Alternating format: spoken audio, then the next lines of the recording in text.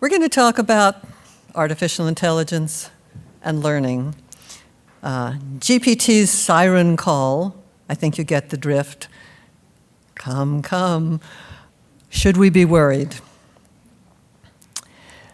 I'd like to start with a little bit of context. When we talk about AI today, almost all the discussion revolves around the kinds of generation of new text that AI, such as ChatGPT, can do. However, there's more to what AI can do when it comes to the written word, specifically as editing. To contextualize even further, we have to look at history in AI, not just what's happening today. So that's what I call vintage. AI as editor, we'll start with that one. You think about spell check and you say, well, that's a pretty modern tool. No, it was first invented in 1961 at Stanford. Grammar check, style check programs were around since the 1970s with something called Writer's Workbench on mini computers. More modernly, we're probably all associated with some version of a Microsoft product, Microsoft Word, the editor version of it. Grammarly, a tool that's very widely used in the United States. It's only available in English. And then there are the other tools we use on a daily basis and may not think much about, like autocorrect, for example, with our spelling, autocomplete, that has been sort of a standard for a number of years now with doing a Google search, and predictive texting for doing text messages or SMS, depending on which country you happen to be in, and you call it. AI is author. Again, this is not a new technology. It actually goes back to the early 1950s, where a computer scientist named Christopher Strachey, who, by the way, was working with Alan Turing at the time at the University of Manchester. Strachey had a great sense of humor, and he used the Ferranti Mark I computer to write poetry. Really ridiculous poetry, but they were poems. You think about the kinds of things that artificial intelligence can do now in writing an abstract for you. Isn't that great? New? Well, it's not new. Back in the 1950s, IBM was experimenting with writing abstracts of scientific articles with computers of the day.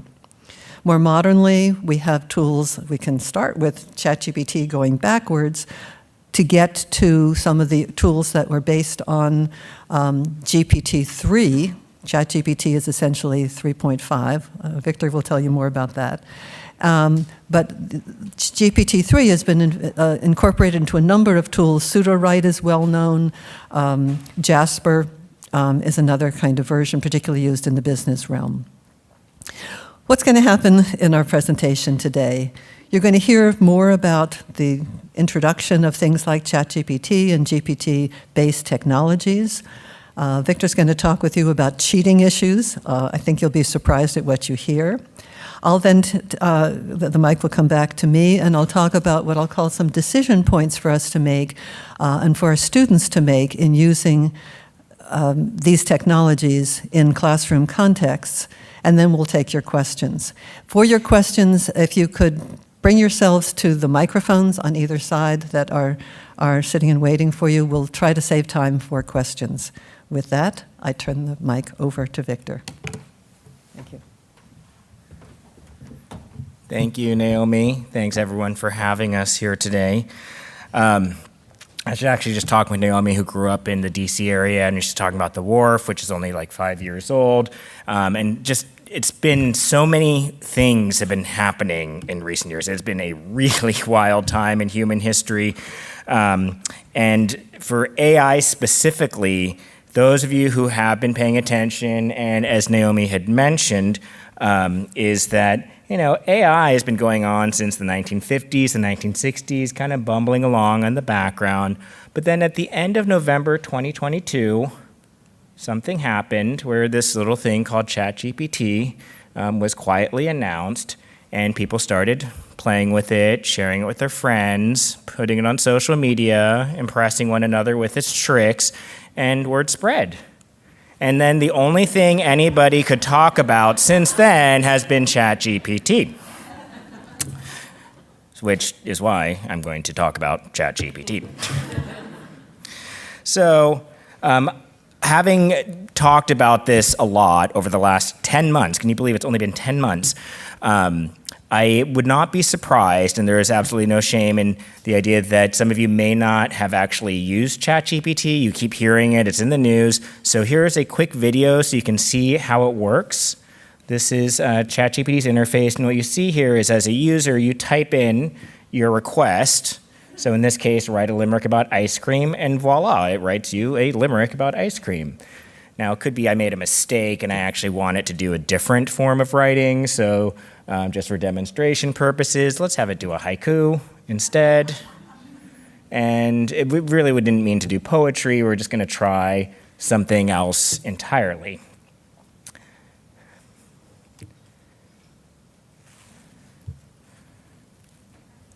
So you can see that it changes based on a request. That request can be a poem, that request can be a news headline, that request could be a movie script, which is one of the reasons why the SAG Actors Group and the Writers Guild are making very important voices heard right now. Could be a news article, or it could be an essay. Basically, it could be whatever form of writing that you would like for it to be. And if you spend time with it, if you play with it yourself, honestly, it really is quite remarkable. I mean, aside from just asking it to write poems, you can have these lengthy conversations and dig into various topics and such, and it really feels like magic. But what's actually going on inside there?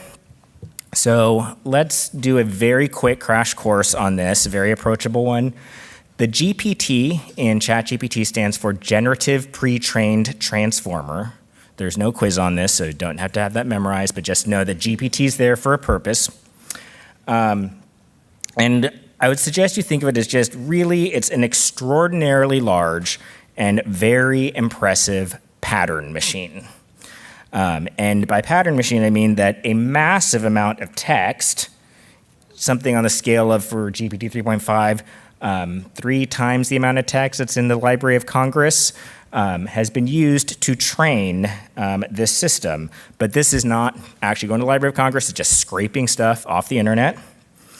And what training means is it's sticking all of the words in their various sequences into this mathematical model, which just looks at it and millions of times goes through and just adjusts what number to multiply by what and which number to add with what, and that will tell which word should come up next when I'm spitting out words. And basically that model that gets trained, this thing here, is what would be called a large language model, or LLM, if you're hearing that terminology. But when it comes down to it, it's a pattern machine, and it turns out this particular pattern machine is really good at picking up and simulating patterns in language, in written language. So then to clarify, ChatGPT is a chatbot that is built on top of a large language model. And specifically, and as Naomi had said earlier, it's built on top of GPT 3.5. So that's the name of the large language model that's in there. So the way to think about this is the large language model, or GPT 3.5, is like the engine, but ChatGPT is the car that you use that relies on that engine. And what does that mean when I make this distinction between the car and the engine? Well, ChatGPT is a web program. It's a web program in service, and so it has its engine in there, has its large language model, but just like any other program, it's got computer code that software engineers put in there, which is like appear as a chat window. If queries of "are you human" come up, then respond no. If it asks about something that seems like it's a news-related thing, and you can't answer, just remind the user you're trained prior to 2021. If you get 10 zillion requests at a time, follow them in this order so we don't overwhelm the servers. Just really standard computer program things just to maintain a good web program. So that's sort of the ChatGPT layer on top of the GPT 3.5 large language model. And voila, that's the ChatGPT chatbot. And then you've probably heard that everyone jumped in and is making others, so Google has theirs. So Bard would be a similar sort of a thing They have a large language model, but they've made their own, which is Palm 2. But again, it's the same sort of thing. It's this big, trained on huge amount of text mathematical system. And it also has wrapped around it computer program, computer code things, which is, yeah, you should also appear as a chat window linked to Google Chat or linked to Gmail. And do a few things a little bit different because we want our product to look a bit different. So when you type in a request, you'll have multiple response options that you can choose from. Don't put out one word at a time, but just throw all the words out there, et cetera. So it's a program, but again, it's wrapped on top of this large language model, which is generative pre-trained transformer technology. And you can see what that interface would look like down there. So when you hear ChatGPT and you hear LLMs, that'll just give you a bit of a sense as to what it is that we're dealing with in there. Now,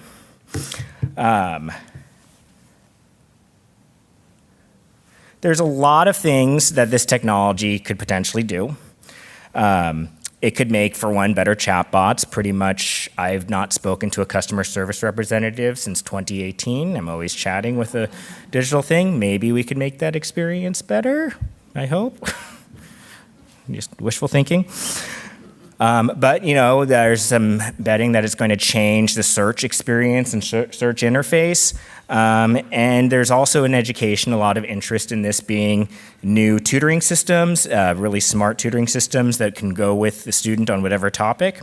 But in education, there's really just one use case that everybody has honed in on and has got them very scared, very worried. And is that using AI, using these chatbot technologies specifically, they're going to cheat. So since ChatGPT can do all this writing, will students need to? And if you check the headlines, and especially with this new academic school year having just started, a lot of them are coming out. It looks bleak.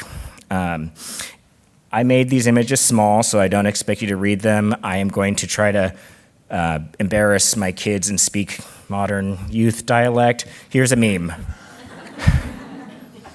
This is what we're afraid of.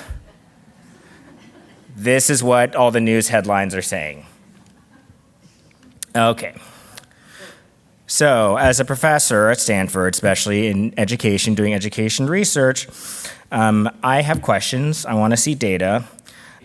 Because right now, the discourse is that there's this super powerful technology and it is going to unleash the cheating masses.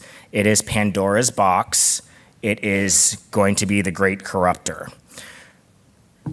So many headlines, it's hard to not scan the news and feel like that has got to be what's going on, but is it actually true?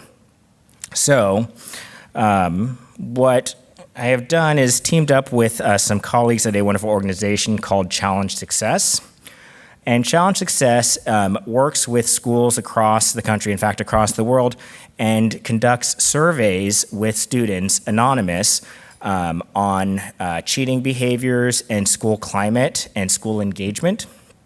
And they've been doing this for years. So even before ChatGPT became a public thing, they were asking these questions. So they thought cheating was cool before cheating was cool.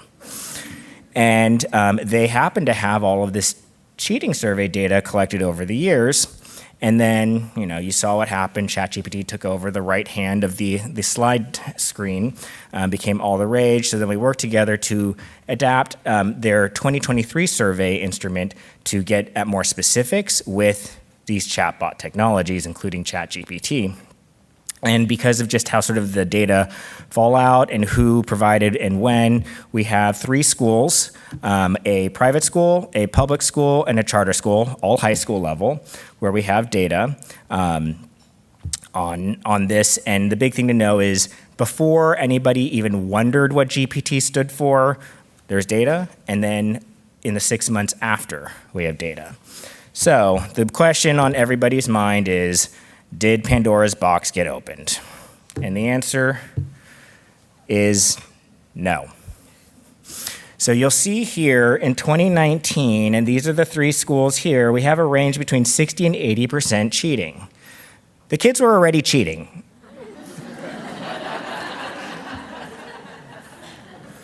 And I know it's like, oh my gosh, but there's actually quite a body of cheating research, and this is very consistent with national surveys and studies from all over the place. This is really quite typical. Then there was this coronavirus thing, and no data were collected. We had other things to tend to.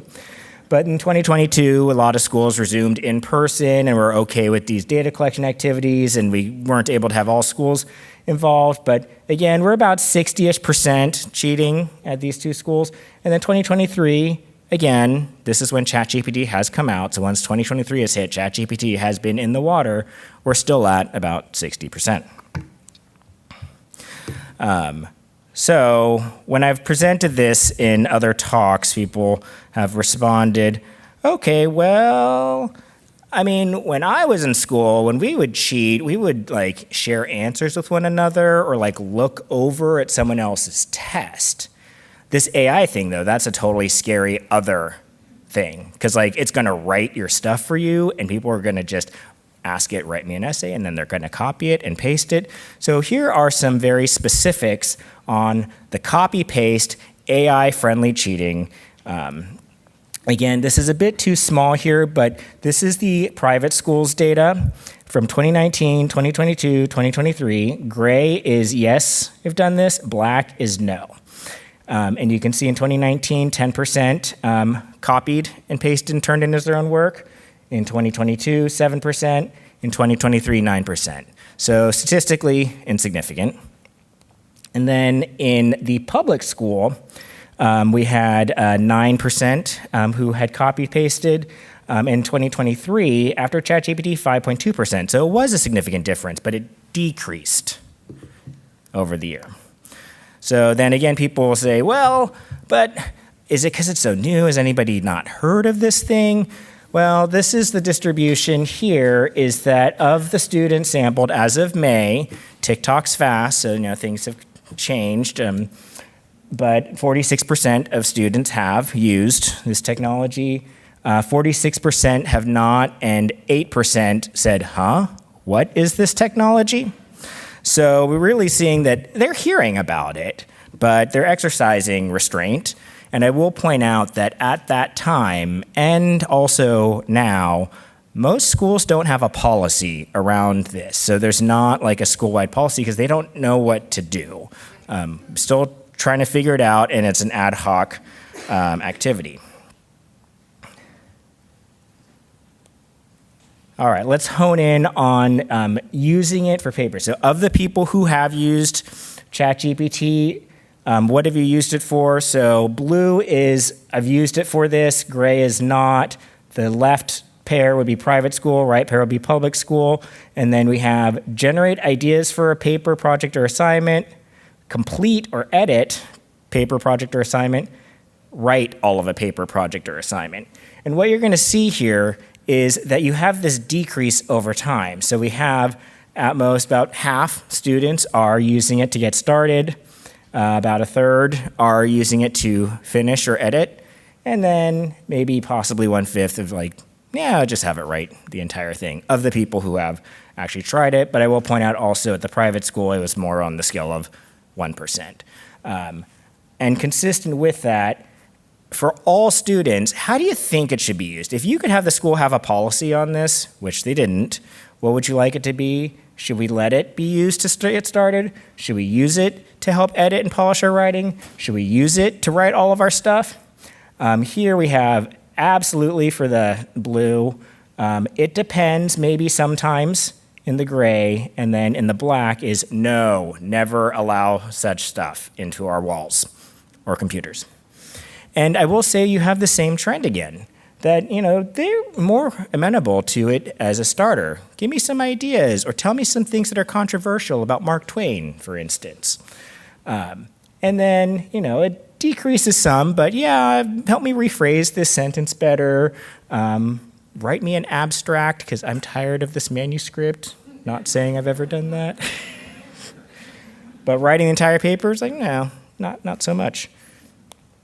So getting back to meme speak, if we listen to students, and I would advise that we do so, we're saying, oh, ChatGPT and all these other technologies does all my writing for me. Nah, I don't want that. but ChatGPT helps me get started on this writing process, we can get down with that. I'd like to thank Drake, but also pass the mic over to Naomi so she can finish us off.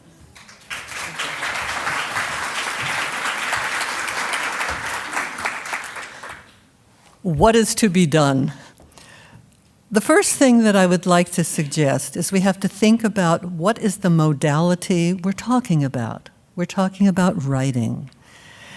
Rather than fixate in classrooms on are they cheating, are they not cheating, what do they use it for, what do they not use it for, I'd like to suggest we begin by asking, why are people writing?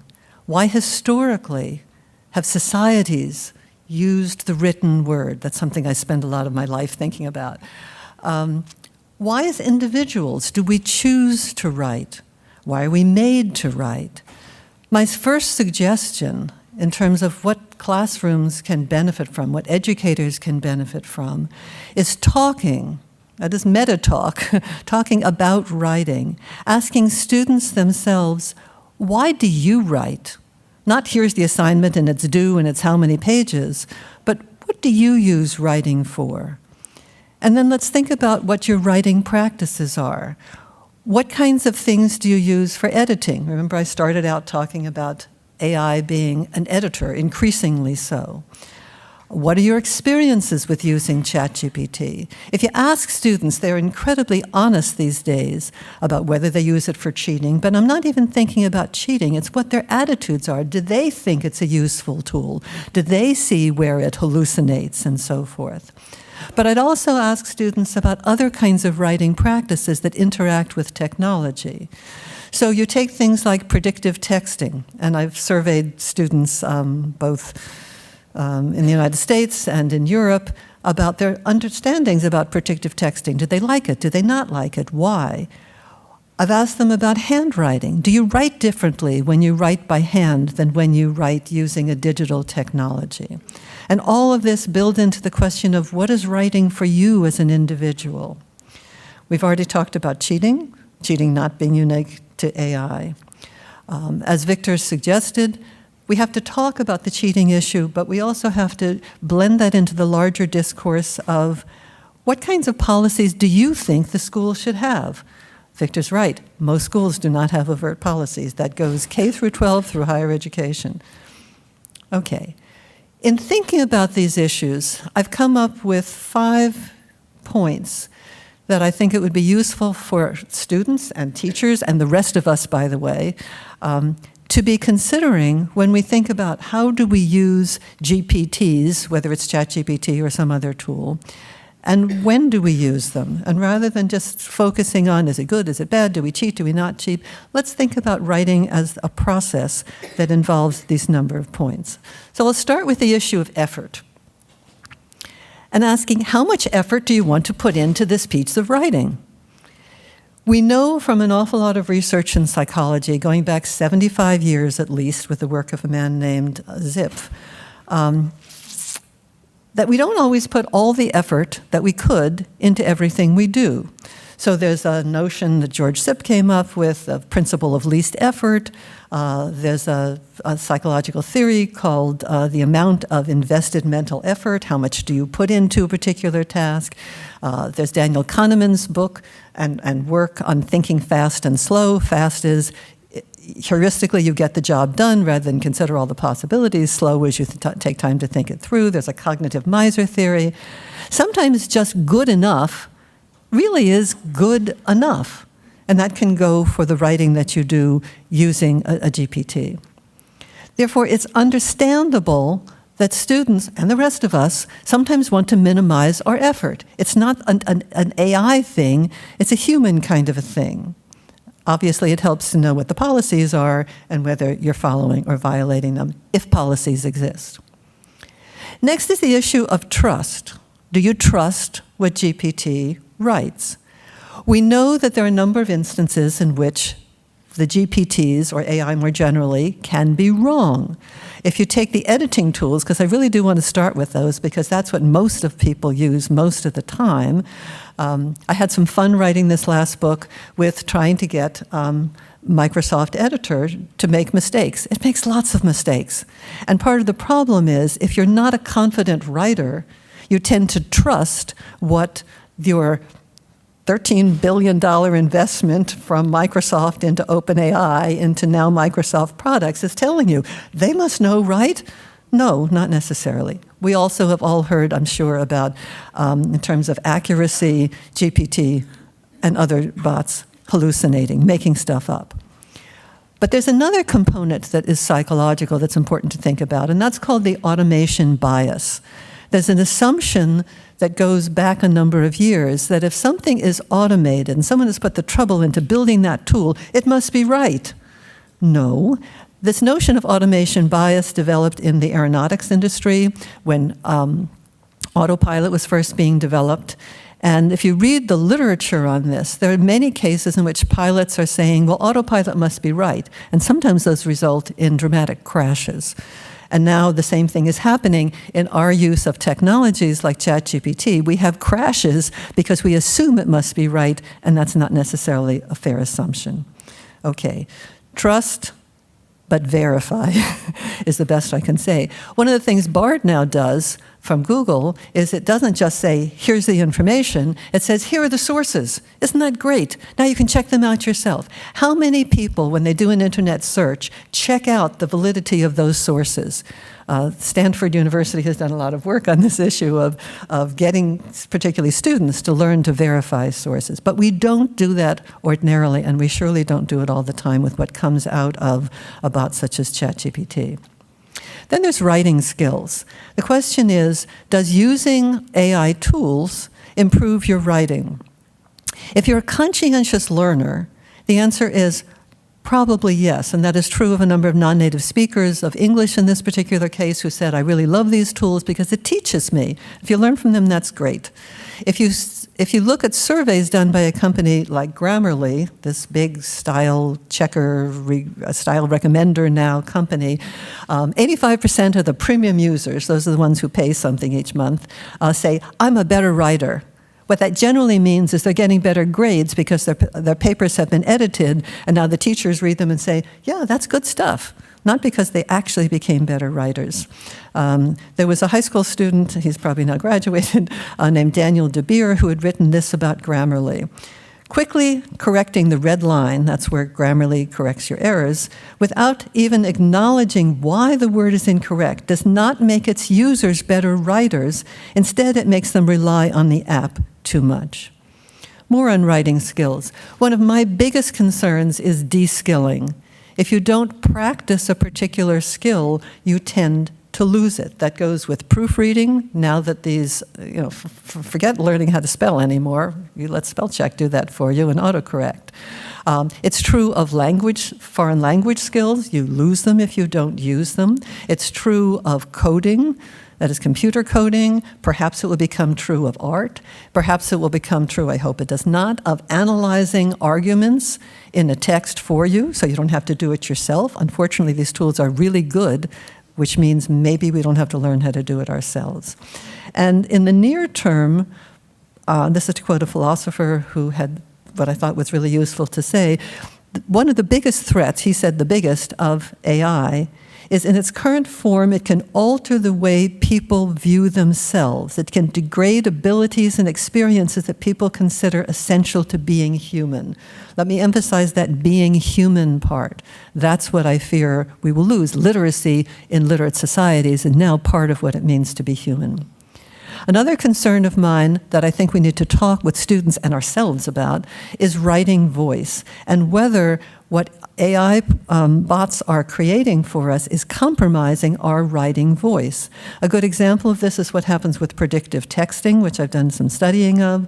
A different philosopher, Evan Selinger, had this to say back in 2015. He was worried then. By encouraging us not to think too deeply about our own words, we give others more algorithm and less of ourselves. Automation can stop us thinking. There was some research done at Harvard on the use of predictive texting versus writing that whole text yourself, and the vocabulary and the grammar that tended to come out with, or do tend to come out with predictive texting, is simpler, is less interesting. than what people themselves would have created on their own. From one of my studies, one of my students had this to say about use of predictive texting: "I feel like the message I sent is not mine." More on writing voice. Again, the same student, Daniel DeBeer, a high school student at the time, wrote, "Grammarly can remove students' artistic voice when writing. Rather than using their own unique style, Grammarly can strip that away from students by suggesting severe changes to their work." One of the tools that I mentioned earlier, pseudo-write, has been used by a lot of authors, particularly those who are self-published authors who maybe turn out a book every 5 or 6 weeks. People do. There is an author named Jennifer Lepp who relied on pseudo-write originally to do a couple of things, to have pseudo-write do a couple of things for her, like a description of a scene, but she did all the real writing. But the more she relied on pseudo-write, the more she realized she wasn't doing the writing anymore. "I don't feel like it's mine anymore. It was very uncomfortable to look back over what I wrote and not feel connected to the words or ideas."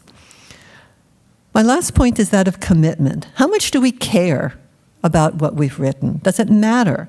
Well, for low-stakes things like an email or things like a blog, which you generally don't get graded and don't get corrected, an awful lot of people are increasingly relying on these tools. I will mention that both Microsoft and Google are increasingly incorporating editing tools and small amounts of writing tools, so you can have your bot talk with my bot via email or text, and we as humans don't have to get involved.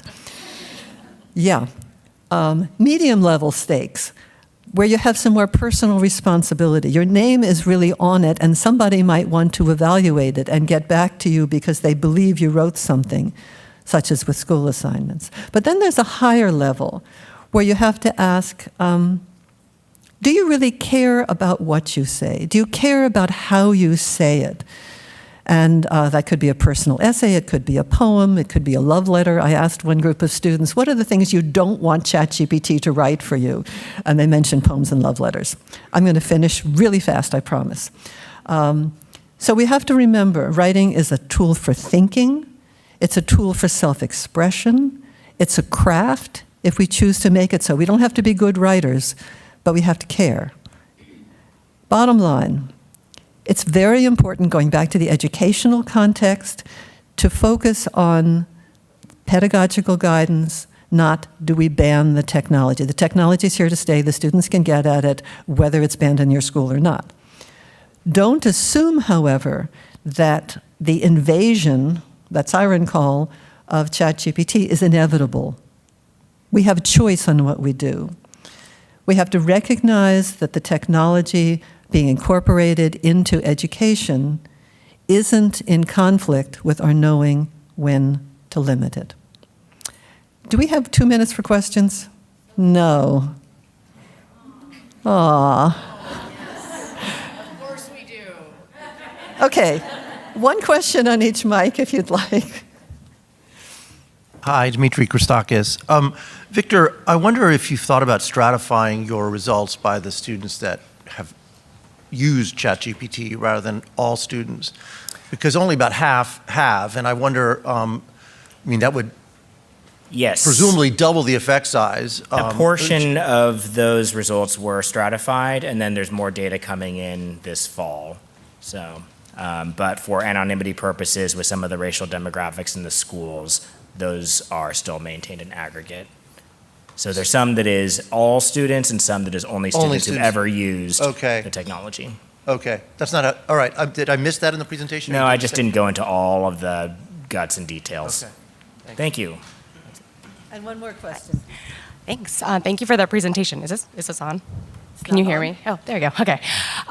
Something I was curious about is, from my very rudimentary understanding of AI, I think they're often trained on content that is out there already on the internet, and given that we know that that oftentimes is very biased, I think I was just wondering what your thoughts were in terms of the content that is actually being generated, the bias of the content, how that could impact students themselves, and I guess how educators are thinking about that in terms of these technologies. The bias question is a really interesting one because we focus these days an awful lot on the biases that are coming from large language models. There are gender biases, there are racial biases, and it goes on and on and on. And there's a lot of work to try to get rid of them. We somehow assume, wrongly, that there aren't biases in what you have in the internet. Because guess what? Everyone who wants to get his or her site to come up high knows how to write the right code, and that first hit may be totally irrelevant. It may also be totally wrong. So part of our problem is we tend to focus on the new thing and only imagine that it has biases rather than asking, does this go back to other kinds of ways of finding stuff on the internet? And I think going forward, what we need to do is to take the larger question of where are the biases. So there are biases now in what Microsoft Editor does. It tells me all the time that I am being sexist, that I am being racist. Excuse me, I am not. But that's because somebody programmed that in. So we have to reflect on any time we're using an internet-based tool, whether it's an internet search or whether it's Microsoft Editor or whether it's something coming from GPT, and say, is this what I want to say? Is this what I believe? Do I need to figure out whether it's true or not? So it's a broader question that I think we all need to address.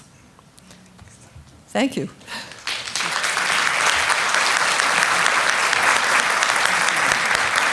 I would just very quickly add that even sources that we think are unbiased, that are scraped and used, like Wikipedia, is predominantly written and edited by highly educated upper middle class white men. So again, you're not getting a representative swath on the objective version. So that's just part of the conversation that we need to foreground with how these technological tools are entering into our ecosystems.